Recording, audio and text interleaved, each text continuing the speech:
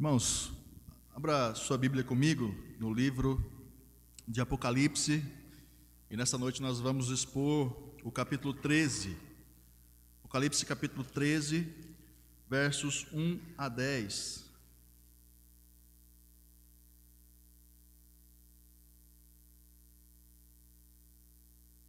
Apocalipse capítulo 13, versos 1 a 10.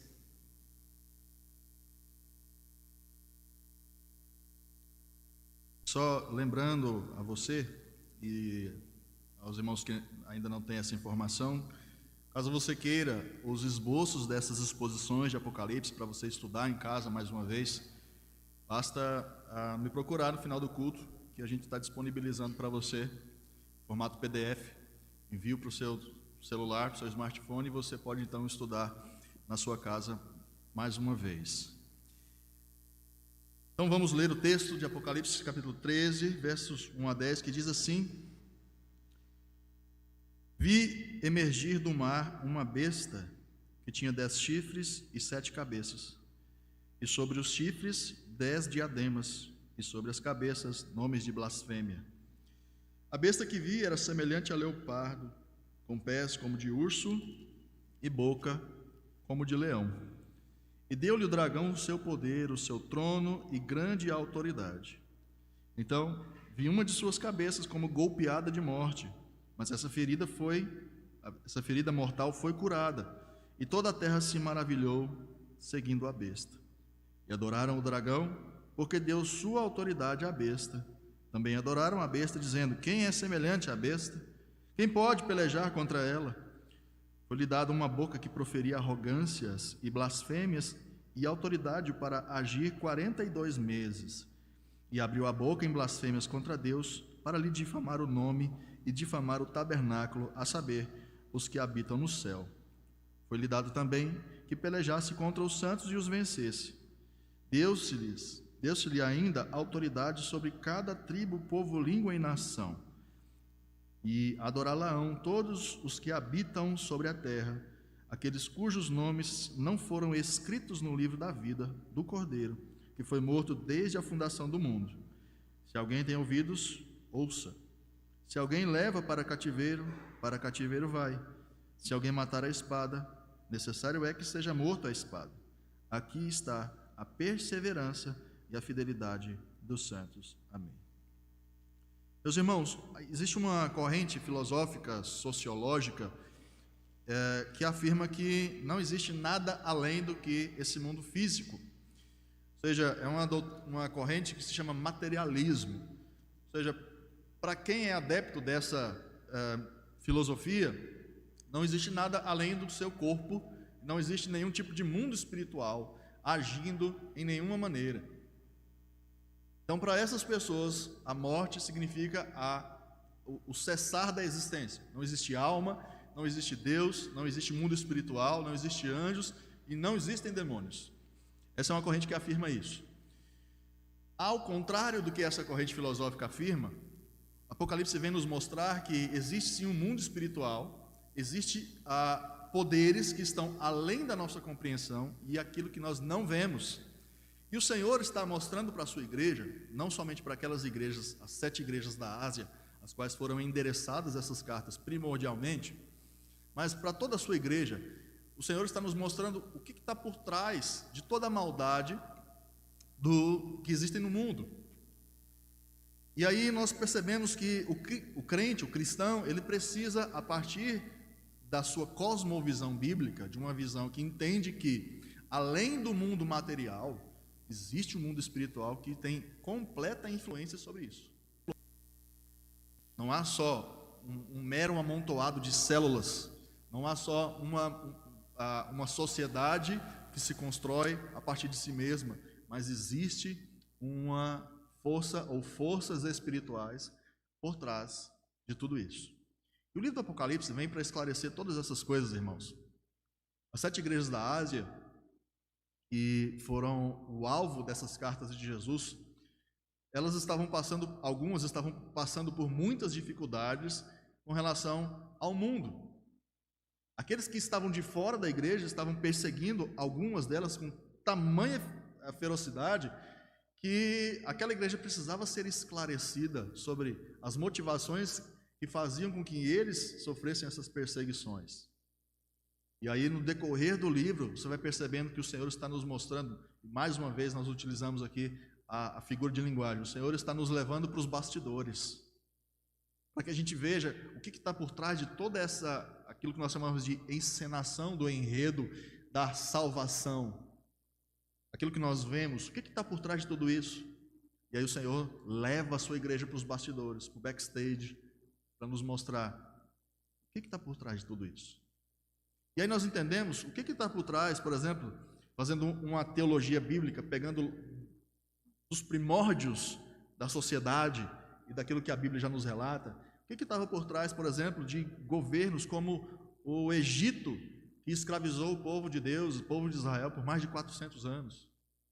Ou o que estava por trás dos amonitas, dos moabitas, que introduziram pecados terríveis na cultura do povo de Deus quando eles entraram na terra prometida. O que estava por trás de tudo isso? Ou por trás do Império Babilônico, que tentou extinguir a identidade judaica de Daniel e seus amigos. O que estava por trás disso? Será que é puro materialismo? Será que é só um rei perverso que escraviza? Ou não? Ou tem mais por trás disso aí? Ou por detrás do Império Romano, que teve como imperadores Nero, Calígula, pessoas devassas e perseguidoras do povo de Deus? Ou por detrás da perseguição infligida sobre algumas das 7 igrejas, como nós já dissemos? O que estava por trás da perseguição a essas igrejas? Ou por trás de regimes totalitários, como o regime de Mussolini, Adolf Hitler, ou do cruel Joseph Stalin, na antiga comunista União Soviética, ou do regime de Fidel Castro, Che Guevara e companhia, que promoveram fuzilamentos em massa de seus opositores após a vitória revolucionária em Cuba no ano de 1959. O que está por trás disso, irmãos? É o que nós vamos ver a partir dessa exposição. Chegamos ao capítulo 13, irmãos, que nos mostra o surgimento de 2 criaturas monstruosas, 2 bestas, uma que emerge do mar e outra que emerge da terra. Nós vamos estudar cada uma delas em separado. Primeiro, nessa noite nós vamos estudar a que se resume a esse texto que nós lemos. Em outra oportunidade nós vamos expor a besta que emerge da terra. Mas já entrando no texto, então, irmãos, nós podemos perceber que João, ele nos traz algumas informações a respeito dessa besta.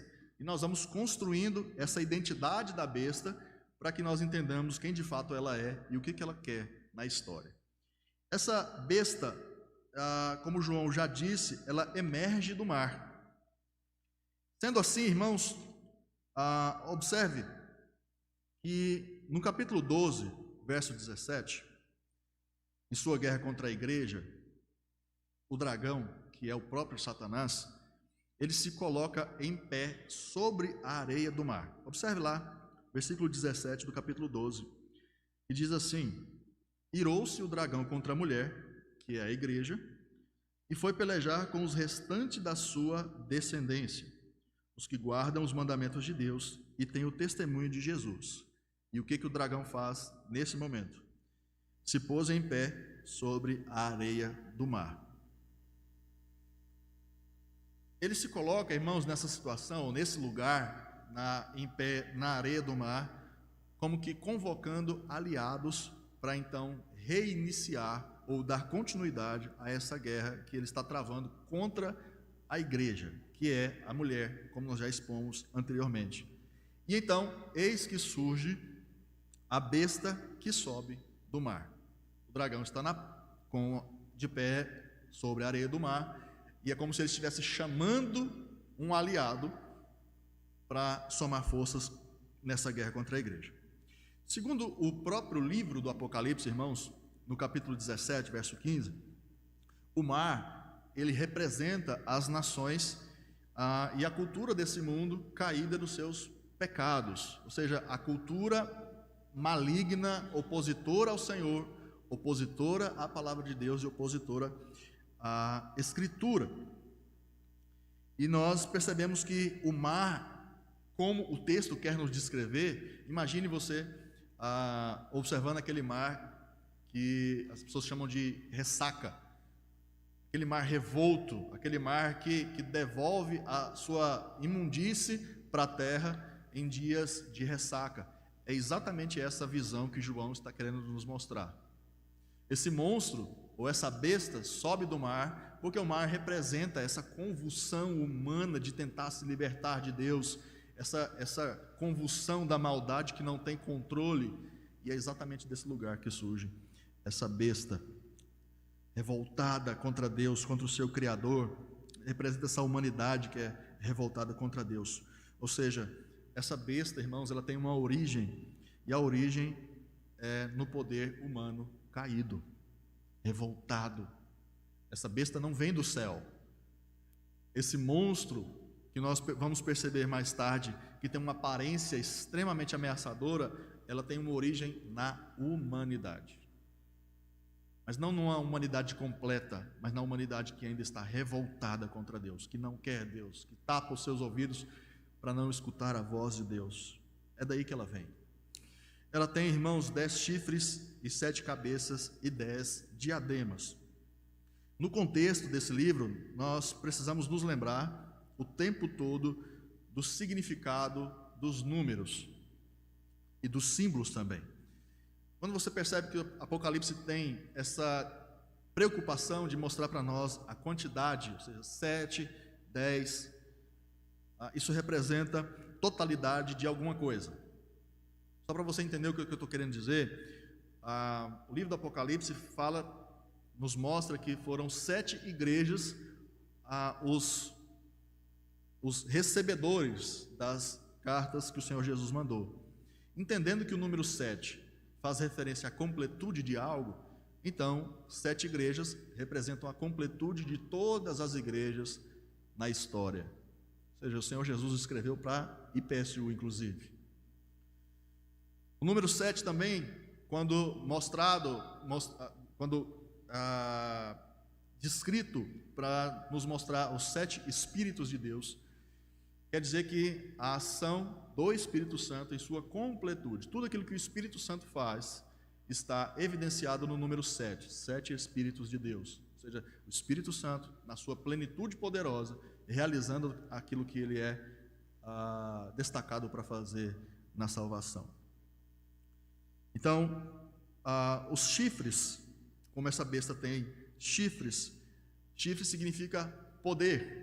Então perceba que essa besta vem do mar, vem da humanidade, ela representa a totalidade dos reinos desse mundo e ela é poderosa, ela tem poder. E as cabeças significam de fato governantes. Número 7 e 10, totalidade de algo, chifres, poder, e cabeças significam representantes, governantes específicos. As diademas, irmãos, que estão nas cabeças dessa besta, significam uma falsa autoridade. E aqui eu quero que você já perceba que essa besta que sobe do mar, juntamente com o dragão e a outra besta que sobe da terra, elas estão aqui para fazer uma espécie de paródia. Elas estão aqui para imitar ou tentar imitar aquilo que Deus é e aquilo que Deus faz. E já começa aqui nesse sentido, dizendo que essa besta tem diademas. Em oposição a isso, para que você entenda o que o texto está nos dizendo, o cordeiro tem coroa, uma coroa de um rei legítimo. Essa besta não, ela não tem coroa, ela tem algo que se parece com a coroa. Então é uma falsa autoridade. Parecem coroas, mas não são coroas. Então nós vamos juntar essas informações para entender uma parte dessa besta. Essa besta é nada mais, nada menos do que o próprio anticristo.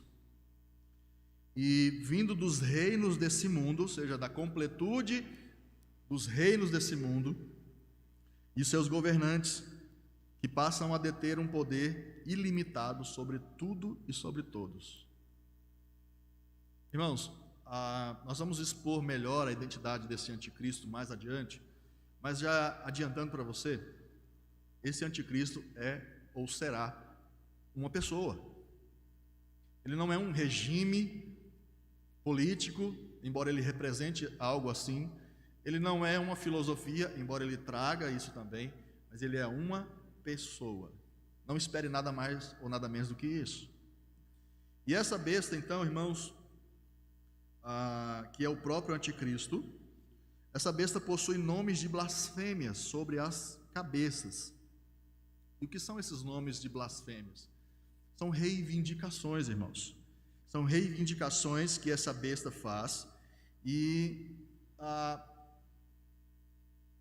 reivindicações no campo da religião, no campo da moralidade, e tudo que ela faz, reivindicando isso como a detentora do direito de estabelecer o que é certo e o que é errado.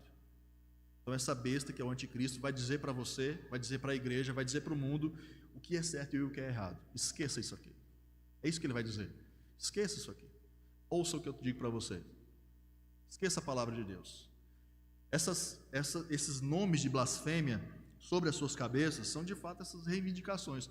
O que ele traz na sua fronte? O que ele reivindica daqueles ou da humanidade por inteiro? Se lembre que ele está reivindicando coisas da humanidade inteira, inclusive da igreja. E ele então, essas reivindicações e tudo isso que ele traz como identidade simula uma falsa divindade, irmãos. Simula divindade, essa diadema que simula coroas de um reinado legítimo que ele não tem. Simula poder absoluto, que são os chifres, que são apenas simulacros daquilo que é de fato a verdadeira autoridade, verdadeiro poder, que é o de Cristo. E com isso faz exigências sobre a vida, mas isso de forma contrária a Deus. As exigências que ele irá fazer são exigências completamente contrárias à palavra de Deus. Por isso são blasfêmias. Mas veja no capítulo 12, verso 3, com quem essa besta se parece. Veja a semelhança que ela tem com esse outro personagem do capítulo 12, verso 3. E vamos ver então a respeito mais dessa aparência. O texto diz: viu-se também outro sinal no céu, e eis um dragão, grande, vermelho, com 7 cabeças, 10 chifres, e nas cabeças 7 diademas. Irmãos, olha como é que Satanás ele tenta parodiar, ou fazer uma paródia sobre a história da salvação e do Deus da salvação. Não sei se você se lembra desse fato, mas a palavra cristão, ela quer dizer pequeno Cristo. Ou seja, são discípulos que se parecem com o seu mestre. A aparência do discípulo começa a ser idêntica ao do seu mestre. Tanto que você vai lembrar que quando Pedro está naquela crise existencial sobre quem ele é, quem ele segue ou quem ele seguiu, e negando Jesus o tempo inteiro, alguém diz para Pedro assim: olha, você é um dos que estava andando com esse Jesus, você se parece com ele. Então perceba, irmãos, que o Senhor Jesus, ele faz com que os seus discípulos sejam amoldados conforme a sua aparência, não física, mas a sua aparência moral, de adorador. Mas nesse contexto, Satanás também faz com que o seu discípulo, que é o anticristo, se pareça com ele. Então Satanás, que é o dragão, tem essa quantidade de cabeças, tem as diademas, e é exatamente a mesma descrição que se faz dessa besta que é o anticristo. Essa besta, irmãos, também possui uma aparência que representa violência e uma ação extremamente duradoura na história. Por que nós chegamos a essa conclusão de que ela representa violência e a sua ação é duradoura? Quanto à aparência, irmãos, é uma aparência ameaçadora. Veja a combinação de animais carnívoros e ferozes, que normalmente são predadores. Então essa besta, ela é semelhante a leopardo, pés de urso e boca de leão. Assim é o sistema moral, político do mundo, hostil. Não sei quantos de nós já enfrentou algum tipo de hostilidade quanto à nossa fé, quanto à sua fé, enquanto estudante, enquanto funcionário de alguma empresa. Eu não sei o tamanho da hostilidade que você já sofreu por se declarar cristão. Mas em outras partes do mundo, irmãos, o cristianismo é extremamente perseguido, como todos nós já sabemos. Então, esse animal terrível, combinado, representa esse poder político, moral e até militar do mundo inteiro, hostil contra o Senhor e contra a sua igreja. Quanto à sua ação, ela é duradoura, irmãos, porque perceba que em Daniel 7, Daniel teve essa mesma visão. Nós já expomos o livro de Daniel inteiro, você pode procurar isso depois no canal da igreja. Quando nós chegamos no capítulo 7 de Daniel, Daniel tem a mesma visão que João teve. Só que Daniel vê cada animal se aproximando de maneira separada. Ou seja, ele vê um leopardo, ele vê um urso, ele vê o leão. Mas aqui, irmãos, existe uma combinação desses animais. Eles não estão separados, eles estão juntos. Eles se uniram para formar um só animal monstruoso e feroz. Isso indica, irmãos, que lá em Daniel, os reinos que chegavam de maneira separada, e lá representam reinos mesmo, representam os persas, os babilônios, os gregos, os romanos. Ali cada reino chegou de maneira separada na história. Mas perceba que aqui é todo mundo junto. Isso mostra, irmãos, que o poder hostil a Deus, ele perpassa a história. Ele não chega simplesmente em momentos específicos, mas nesse momento ele chega junto, ele chega com um poder extremo contra a igreja e contra o Senhor. E aqui nós temos essa combinação desse animal, mostrando que ele é mais poderoso, mais monstruoso, mais violento e mais duradouro. Versículos 2, parte B até o 4, nós já vimos a aparência e a origem dessa besta. Agora nos mostra a autoridade enganadora que essa besta tem. Essa besta, como eu já disse, ela tem uma tentativa de imitar a Deus. E perceba, irmãos, que esse foi o plano de Satanás desde o início. Satanás sempre tentou usurpar a glória de Deus. Foi assim na sua queda. Ele sempre tenta usurpar aquilo que não lhe pertence, aquilo que lhe pertence apenas ao Senhor. E ele então começa nos seus planos, nessa sua encenação enganadora de ser alguém divino, de ter discípulos poderosos. Ele tenta imitar a Deus. Ele faz com que essa besta, o anticristo, ele imite também o próprio Jesus. Esse sistema político, irmãos, que nós já dissemos aqui, possui alguém que o sustenta. Esse poder político, esse mar revolto, de onde surgirá essa besta, tem alguém que sustenta isso. Como eu disse no início, nós não somos materialistas a ponto de dizer que o mundo espiritual está inerte ou inexiste. Nós afirmamos categoricamente que existe um mundo espiritual agindo, inclusive nesse exato momento. E nós entendemos que há uma batalha espiritual acontecendo nesse exato momento. E esse mundo espiritual maligno se manifesta através de sistemas políticos malignos, que perseguem a igreja, que perseguem a vida, que perseguem tudo aquilo que o Senhor estabelece como bom. Imagine que, enquanto Deus estava criando todas as coisas, Gênesis capítulo 1 e capítulo 2, enquanto o Senhor criava todas as coisas e viu Deus que isso era bom, e quando Deus declara que a sua criação é boa, Satanás, como um inimigo mor de Deus, ele ataca ou ele tenta destruir aquilo que Deus diz é bom.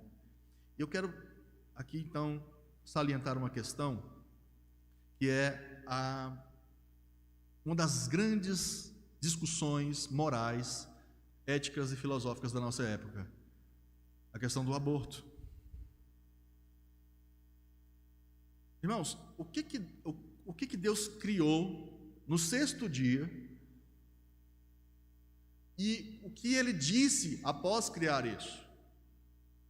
No sexto dia, segundo Gênesis capítulo 2, Deus criou o homem. E diferentemente dos outros dias, onde Deus disse, e viu Deus que isso era bom, o que Deus disse quando Ele criou o ser humano? E viu Deus que isso era muito bom. E quem é o maior alvo de Satanás quando tenta destruir aquilo que Deus criou? O ser humano. E aí eu quero já dizer para você, por trás dessa discussão a respeito de aborto, não tem nada a ver com saúde pública. O que está por trás disso, dessa discussão pró-aborto, é o próprio Satanás, que vem com ódio contra aquilo que Deus criou. Essa besta, ela está unida ao dragão. É o diabo que sustenta todo esse sistema. No versículo 3, e aqui nós temos uma situação que levanta várias discussões. No versículo 3, uma situação acontece que faz com que essa besta seja adorada. Uma das cabeças da besta, dessa besta que é o anticristo, ela é golpeada, morre, mas pelo poder de Satanás, ela é ressuscitada. Está percebendo que Satanás, ele está o tempo todo tentando imitar a obra de Deus? Essa besta que é o anticristo, de alguma maneira, ela sofre um golpe mortal. E quando a gente vai para a língua original, que foi escrito esse texto bíblico, essa palavra golpeada, ela deriva de uma outra expressão, que é golpeada através de uma espada. E essa expressão só é utilizada em ações de Deus. Em outros lugares de Apocalipse, somente a Deus é empregada essa expressão de alguém que impõe um golpe de espada. Então entendemos que o golpe mortal que essa besta, o anticristo, recebe, vem de Deus. E por algum tempo, nós não sabemos por quanto tempo, mas se a paródia satânica a respeito da divindade que ele tenta arrogar para si for de fato completa, é provável que Satanás tenha permitido que essa besta, o anticristo, tenha ficado morta durante 3 dias, para imitar de fato a morte e a ressurreição de quem? De Jesus. Ela é golpeada, o Senhor, o próprio Deus, estabelece esse golpe mortal contra essa besta, e ela morre. E ela ressuscita através do poder de Satanás, que é o dragão. Satanás, de novo, irmãos, está tentando encenar a obra e a pessoa de Deus. Perceba que Satanás tem uma falsa autoridade, poder e governo. Deus tem autoridade, poder e governo legítimo. Satanás tem um enviado, o anticristo. Deus tem o seu Messias, o Senhor Jesus. Satanás, esse enviado de Satanás, surge como um Messias, ou seja, o Salvador da pátria. E nós temos o nosso Messias. Esse enviado de Satanás é morto, mas é ressuscitado. Mas, diferentemente de Jesus, essa besta não viverá pelos séculos dos séculos. Essa besta será lançada viva no lago de fogo, assim como o dragão. E tudo isso, irmãos, gera uma adoração universal ao anticristo e ao próprio Satanás. O pastor Hernandes Dias Lopes vai nos dizer 2 coisas a respeito desse texto aqui, que eu achei interessante trazer para os irmãos. Ele vai dizer que esse período onde o anticristo surgirá, primeiro, será um período de extrema desatenção à voz do juízo de Deus. Ou seja, as pessoas não vão dar ouvidos à pregação da verdade. Ele afirma isso, irmãos, porque o momento em que o anticristo surge é um momento de revolta, é um momento revolto, como o próprio mar significa. Quando o mundo parece que estiver em colapso, é aí que esse anticristo vai surgir como uma esperança. E outra coisa que o pastor Hernandes vai dizer também é que as pessoas andam ávidas por sinais miraculosos e serão facilmente enganadas por esse personagem. Irmãos, todo mundo está atrás de milagre. Todo mundo quer ver algo extraordinário acontecendo. E quando as pessoas perceberem que esse anticristo, que tem todas essas coisas, autoridade, uma realeza que parece ser legítima, mas não é, essa besta tem poder sobre povos, línguas e nações, e essa besta ressuscita, e essa besta volta à vida. Embora essa verdade já tenha acontecido há mais de 2000 anos atrás, com o próprio Senhor Jesus, para a humanidade caída em seus delitos e pecados, isso é lenda, isso é história. Eles precisam ver. E é aqui que Satanás vai providenciar um show. Vocês querem show? É isso que vocês terão. É exatamente isso que Satanás está oferecendo. O que vocês querem? Vocês querem show? Vocês querem algo pirotécnico? Olhem para a besta. Olha o que vai acontecer agora. E depois que essa besta voltar à vida, o que isso vai produzir, irmãos? Uma adoração universal. Não vai ser local, irmãos. Vai ser algo que o globo inteiro verá essa ressurreição e vai adorar de maneira sistemática a besta. Versículo 5 ao versículo 8 mostra a hostilidade contra Deus e a igreja. Esse anticristo, irmãos, perceba que ele tem uma característica de existência. Ele tem uma bandeira que ele levanta. Ele existe em prol desse objetivo. E no versículo 5 a 8 vai nos mostrar que a sua existência é dedicada a afrontar a Deus e o seu povo, inclusive aqueles que já morreram, estão no Senhor, estão no céu. Ele é um mestre em blasfemar. Essa palavra blasfêmia, irmãos, que ocorre várias vezes no texto bíblico, ela significa um discurso injurioso, um discurso ímpio, um discurso arrogante. Nesse caso, contra Deus. Blasfemar contra Deus é isso. É esse discurso injurioso, ímpio e arrogante. Ele fará uma oposição aberta a Deus e o que Deus ordena. A existência desse anticristo, irmãos, não é trazer a paz para nós. Embora ele surja como um Messias na história, ele não vem para salvar ninguém, ele vem para fazer guerra. Ele vai ser alguém que declara guerra aberta contra Deus, contra a moralidade de Deus. Isso já acontece na nossa sociedade, irmãos. Nós estamos estudando um livro com os nossos adolescentes que se chama Verdadeira Espiritualidade. Esse livro, um dos seus capítulos, e de um autor chamado Francis Schaeffer, esse livro traz num dos seus capítulos que o ser humano, em rebelião a Deus, ele tenta sair da esfera pela qual ele foi criado, limitado, com todos os atributos que nós já conhecemos do ser humano, limitado, ele não é eterno, ele não é onisciente, ele não tem vida em si mesmo, e Deus existe em uma outra esfera. Sabe qual é o desejo do ser humano caído nos seus delitos e pecados? É ele sair da esfera limitada que Deus impõe a ele e tentar entrar na esfera de Deus e decidir o seu próprio caminho. Aí o ser humano quer decidir quem ele é na esfera da sexualidade. Aí o ser humano quer decidir quem ele é na esfera das suas finanças.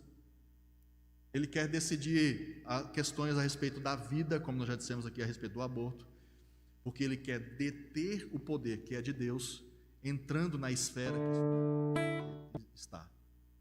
E o que Jesus vem fazer? Pegar esse ser humano que está tentando entrar na esfera de existência de Deus e trazer ele de volta e reordenar a sua vida, dizendo: olha, você foi criado para isso. Não tente sair dessa esfera que você vai se machucar. Você vai adoecer. E esse anticristo está dizendo para você o seguinte, está dizendo para o mundo: seja o que você quiser. Esse negócio que Deus está impondo para você, esse Deus não sabe nada. Seja o que você quiser. Ele fará guerra contra os cristãos. Olha, perceba, irmãos, vai chegar um tempo em que nós vamos ser vencidos, tá? A igreja, ela não vai triunfar para sempre. O texto está nos dizendo que esse anticristo, ele vai vencer a igreja.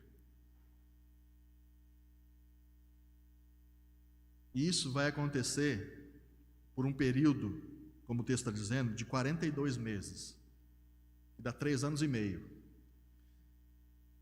Se nós levarmos ao pé da letra o que esse texto nos diz, isso quer dizer que por 3 anos e meio a igreja vai estar vencida. Como nós já dissemos em algumas exposições anteriores, isso aqui que a gente está fazendo não vai existir mais. Culto não vai existir. Celebração da ceia, nada disso vai permanecer. Porque ele vai vencer a igreja por um período. E o versículo 9 a 10 mostra a atitude da igreja diante da perseguição da besta. Como eu já disse, chegará um tempo em que não vai adiantar na luta contra o mal.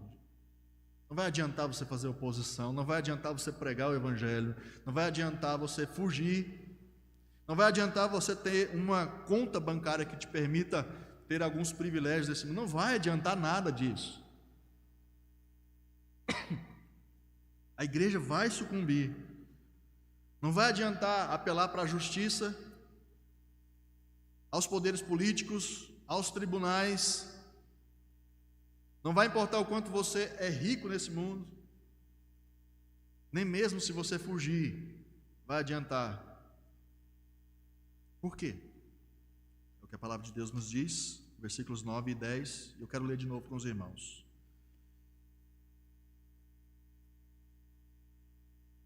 Se alguém tem ouvidos, ouça. Se alguém leva para o cativeiro vai. Se alguém matar a espada, necessário é que seja morto a espada. Aqui está a perseverança e a fidelidade dos santos. Irmãos, se alguém nessa época estiver destinada a ser preso, é isso que a palavra cativeiro diz. Se alguém está destinado para o cativeiro, não vai adiantar nada disso. Não vai adiantar poder político, não vai adiantar poder econômico, não vai adiantar nada. Nada disso vai adiantar. Você vai ser preso. Se você, além de preso, estiver destinado à espada, ou seja, à morte, não vai adiantar nada disso também. Nós seremos mortos. Só que o texto termina de uma forma intrigante. Aqui está a perseverança e a fidelidade dos santos. Irmãos, você vai decidir. Todos aqueles que estiverem vivos nessa época, eles terão que decidir se eles vão permanecer fiéis ao Senhor Jesus, pagar esse preço, de serem presos inclusive, de serem mortos inclusive, ou de negarem ao Senhor Jesus e continuarem vivos, desfrutando daquilo que esse mundo tem. E não tem negócio, irmãos. O Senhor está dizendo para a sua igreja que não tem outra maneira de você demonstrar a sua fidelidade a Ele, se você não disser, ou se você não sustentar a sua fé, mesmo diante de toda tribulação que está por vir sobre nós. Não interessa se você é fiel nos seus dízimos, não interessa se você frequentou igrejas a vida inteira, não interessa se você liderou ministérios na igreja. Aquilo que vai provar a sua fidelidade, a minha fidelidade a Deus, é se nós, de fato, entendermos. E se nós estivermos destinados à prisão ou à morte, nós dissermos, estamos dispostos a isso. No fim das contas, é assim que nós provamos a nossa fidelidade ao Senhor. E a nossa fidelidade a Deus, ela é testada o tempo inteiro, na faculdade, nos nossos locais de trabalho. A nossa fidelidade a Deus, ela é posta em prova o tempo inteiro. E às vezes a gente acha, não, mas é só um pouco, é só um pouquinho que eu vou dar uma negada aqui, ninguém está vendo. Isso é um prato de entrada para aquilo que vai acontecer nos últimos dias, quando o anticristo surgir. Se nós nos acostumarmos a negar ao Senhor nessas poucas coisas, vai chegar um tempo que nós vamos negá-lo de fato, quando a perseguição apertar contra nós. Eu quero então concluir esse texto dizendo para nós o que nós aprendemos e o que nós devemos fazer agora. Quando eu olho para esse texto, irmãos, eu aprendo que nós precisamos entender de uma vez por todas que o mundo espiritual influencia diretamente o mundo físico. Não existe absolutamente nada nem ninguém nesse mundo que seja neutro moralmente falando. Nada nem ninguém é neutra. A política sempre será, como nós já vimos aqui, que essa besta vai surgir num contexto caótico, político, moral, religioso. E entendemos que a política e o ensino sempre serão instrumentos em potencial na mão de Satanás, na perseguição à igreja. Você não é neutro nessa luta. E ninguém que está lá fora também é neutro. Teu professor na faculdade não é neutro. O teu chefe não é neutro. Ninguém é neutro nessa história. E diante disso, de nós sabermos de uma vez por todas que não existe neutralidade nessa batalha que acontece tanto no mundo espiritual, refletindo no mundo físico, você precisa se posicionar, você e eu precisamos nos posicionar e sustentar a nossa fé. E aí, diante disso, nós podemos ter duas posturas, inclusive para a política. Nós podemos abandonar a política, dizer que isso é coisa do diabo mesmo, só tem ladrão. E aí, de fato, se o crente se abstém da política com esse argumento de eu não vou porque lá eu vou me contaminar, ou você não deveria ir porque você vai se contaminar também, aí de fato nós entregamos de mão beijada a política para servos de Satanás. É por isso que nós aqui, pelo menos nessa igreja, incentivamos: se você tem um chamado para a política, vá para a política. Vá para a política com uma cosmovisão bíblica, para fazer frente a essas questões que são contrárias, completamente contrárias à palavra de Deus. Vá, mas não vá para fazer somente política para crente, não faça isso. A gente costuma achar que o crente, quando vai para a política, ele coloca a Bíblia debaixo do braço e só sabe dizer glória a Deus. Política assim, meu irmão, não é política.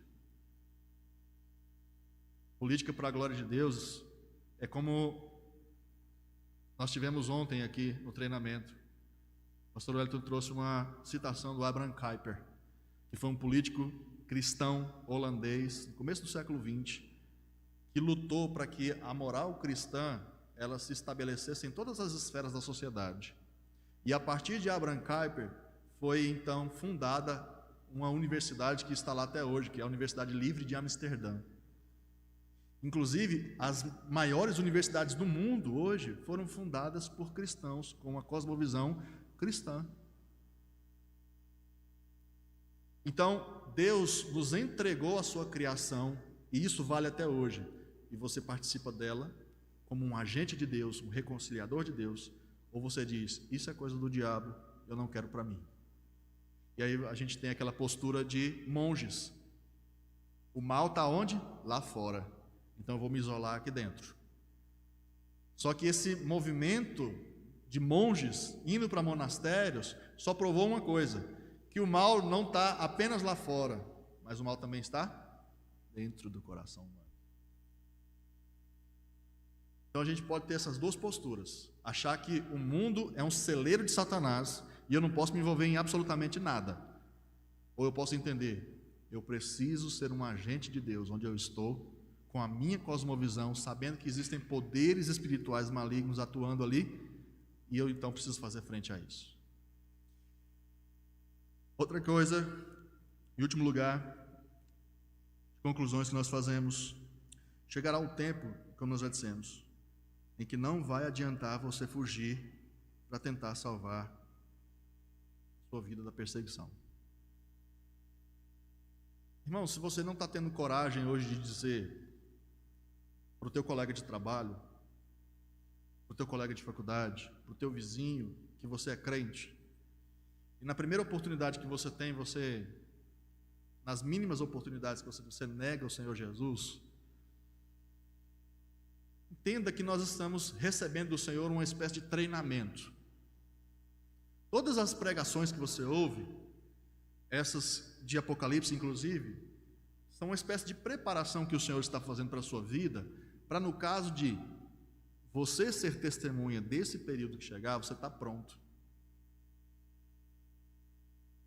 E a minha intenção e a intenção desta igreja, do Senhor para a sua vida, é que, na medida que a gente expõe o livro de Apocalipse, expõe a vontade de Deus para a sua igreja e para a sua vida, você tenha condições de ir assumindo a sua postura de crente, nas pequenas coisas e nas grandes coisas. Se as pessoas têm dificuldade de enxergar em você um discípulo de Jesus, é porque talvez você esteja se amedrontando desde já. E eu quero encerrar com essa pergunta: e se você for uma testemunha ocular desse período aqui? Se já nesse presente século, nos nossos dias, sem a ascensão dessa besta do anticristo, a gente já faz essas pequenas concessões, quem dirá quando nós nos depararmos com esse anticristo? Como é que nós vamos agir? Será que você está ganhando musculatura para que chegar esse momento de onde nós tivermos a nossa fé confrontada e perseguida de fato, a gente vai ter musculatura suficiente para resistir a isso? Deus nos livre de ver esses dias, irmãos.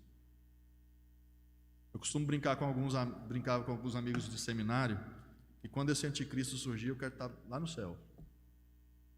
Mas se Deus não assim o fizer, eu quero estar pronto. E eu espero que a igreja de Jesus, eu espero que você, como crente individual, também esteja, para que a gente honre o nome do Senhor Jesus, independente das forças de oposição que estiverem sobre nós. Vamos orar.